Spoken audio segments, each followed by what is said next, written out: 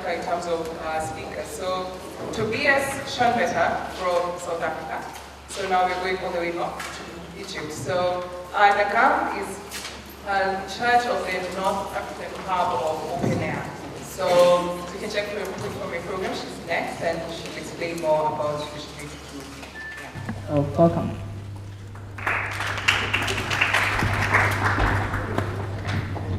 Hi everyone, my name is Nagham El Housammy. I work at the Access to Knowledge for Development Center at the American University in Cairo, and A2K4D is Open Air's North African Hub. CIPIT is the East African Hub here.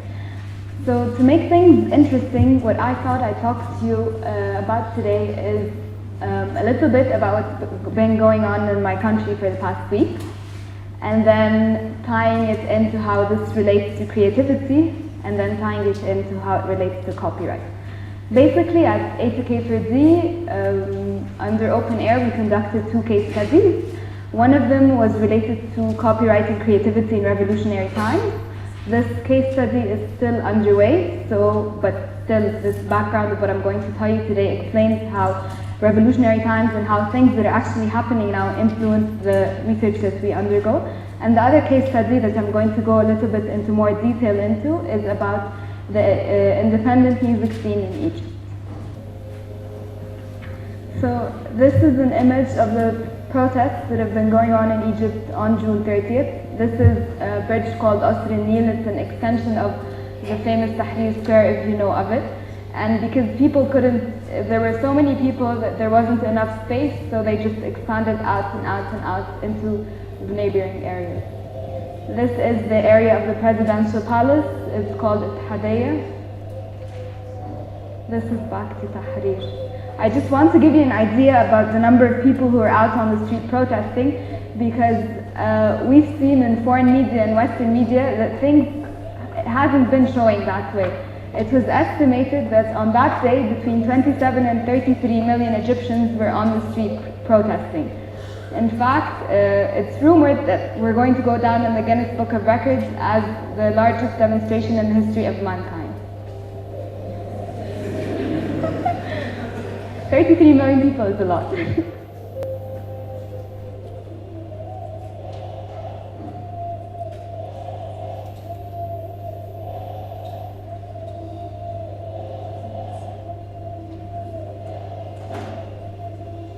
I was in this area of the protest, near the presidential palace. This is the presidential palace that you can see. I'm one of those tiny people down there.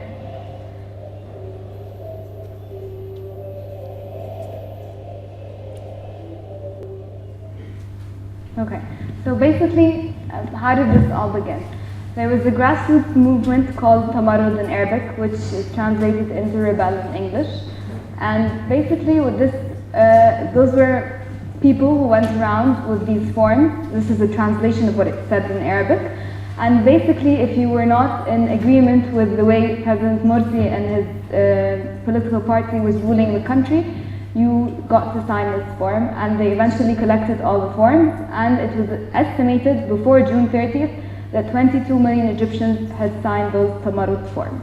This is a picture at Tahrir Square of the people protesting. I just want to give you an idea about the numbers of people that were on the streets.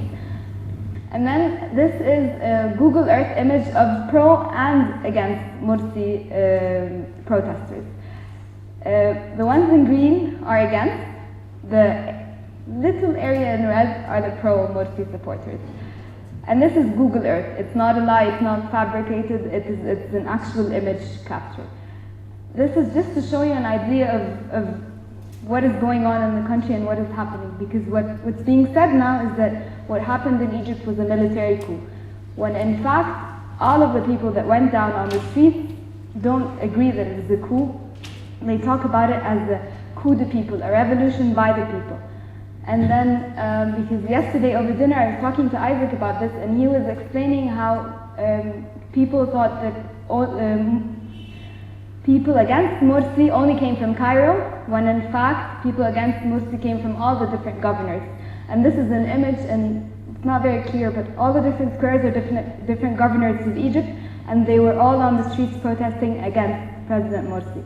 So there's Mahalla, there's Shar'iyya, Sidi Gebel, which is Alexandria, Mansoura, Dumyat, Tanta, Kafr al-Sheikh. It's all the different governorates all over Egypt, and all these people were on the streets protesting. So it was not only Cairo, it was all over the country. What I want to clarify is that we've termed this as a coup de people. If you go on Twitter and write the hashtag not a coup, you're going to find millions of Egyptians tweeting and explaining to the rest of the world why this is not a military coup. Although the military was the one, in fact, to implement the demands of the people, the military is in no way taking charge in the next phase of ruling. It is in no way going to be involved in the political scene. In fact, yesterday or the day before, we've had a new president, the chief judge of the Supreme Court, sworn in as the new president. And to give a statement, no military official was even present at the ceremony to show the people and to clarify to the rest of the world that this is not a military coup. The military acted based on the demands of the people. The military does not ask President Morsi for it to come to power. Yeah, and this is just an image that I found off of Twitter. It says, military coup is a seizure of power by military force and unilateral governance. What happened in Egypt is the bias of the army to the legitimate democratic demands of the Egyptian people. So what's been said was that President Morsi was the first democratically elected president in Egypt. So it's really, people have concerns about the military removing the first democratically elected president. But then again, when you look at the numbers that went down to the streets to protest against this allegedly democratically elected president, you see that the army is not really, it's not a coup in the sense of a military coup and the army is going to take power. It's in fact acting based on the demands of the people. It's implementing what the people wanted to say. And in President Morsi's latest speech, the military gave him a 48-hour ultimatum to either find a solution or step down. Morsi gave a speech, and what he said was that I'm not willing to step down, I'm willing to die for the legitimacy of this country and the legitimacy of the elections that took place. So essentially what would have happened if the military had not stepped down was a semi-civil war, because pro-Morsi supporters and people who opposed Morsi were going to clash. There would be no way of going around it, and most of the pro-Morsi supporters were very willing to die for his cause or die for the cause of the Muslim Brotherhood or Islam. It relates to the copyright and creativity case study. We at ATK4D, okay, let me give credit to my boss, Dr. Nagham El Housammy, who's the director of ATK4D, and she is in fact the author of both case studies. I am her research assistant, if you want to call it. So basically, what I just talked about relates to the second case study about copyright and creativity in revolutionary times. And what we've seen from Egypt and Tunisia is that revolutionary times create a big spiral of creativity. A lot of creativity comes out of revolutionary times, whether it's in terms of graffiti artists or in terms of poetry or in terms of songs. Basically, what this song says, in every street of my country, the sound of freedom calls out to me. And I just wanted to say that during these protests for the past 4 days, it was people from all walks of life, very old people to little kids, poor and rich, and educated and uneducated. So it was everyone came together on the streets for one common goal. And this is a graffiti image that I took as well. Unfortunately, on the walls of the presidential palace in Hadeh, revolution.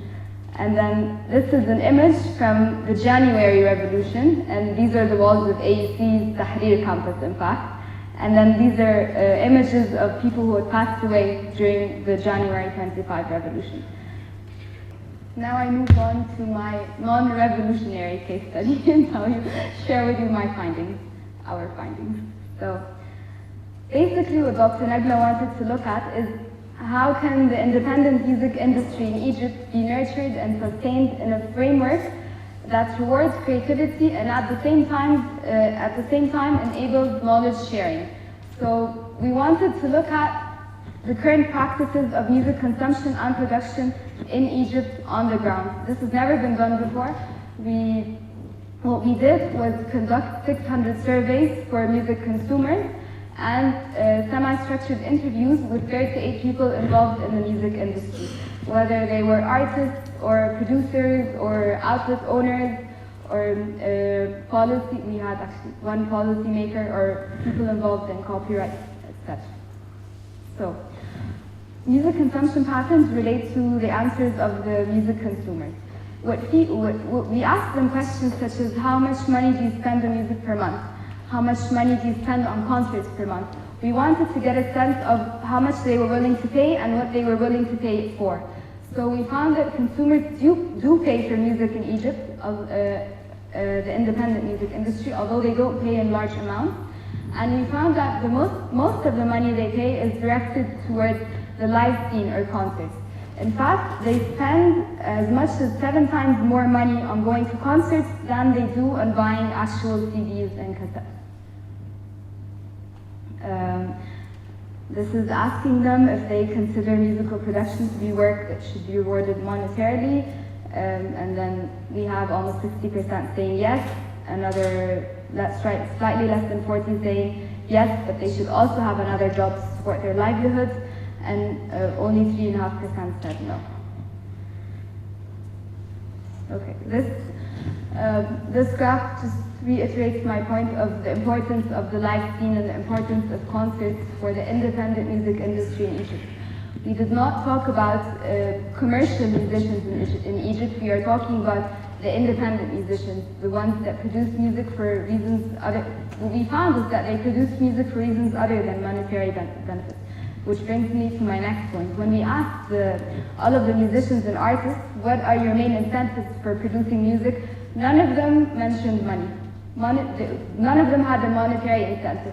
They produced music mainly as a means of self-expression, as a means of voicing their opinion, as a means of getting a message across to someone. And if there are any independent artists here, I'm sure you can relate. So, we also wanted to ask our consumers and artists, what do they know of IP and how relevant is it to their work? For consumers and producers, we got similar answers.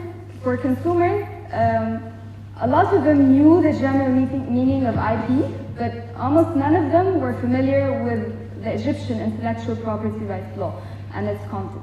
So they knew, yes, I know about IP, but I don't know anything as to how it relates to my country, as to how it relates to music, as to how it relates to my consumption patterns. Because when I talk about later on about online, physical and online music, you will see the difference for consumers in their perception of IP. For the artists themselves, when we asked if they thought IP was relevant to their work, they said that it was not really relevant to their work. It didn't apply to them. These are independent musicians. They're not the big musicians. Big musicians, of course, care about IP because they want a record and the label, and they want to make profit, and this is their main incentive in producing music. If you have a different incentive for producing music, then you are less, I think, concerned with protecting the work that you do. You want to share it, you want to disseminate it, you want a wider audience base. So, what we also found was that consumers had a very different perception of having to pay for virtual music in terms of physical music in terms of CDs and cassettes, versus music that they downloaded online or listened to online. Almost all of our consumers downloaded music free from any of the available free download sites. None of them paid for the music they downloaded online.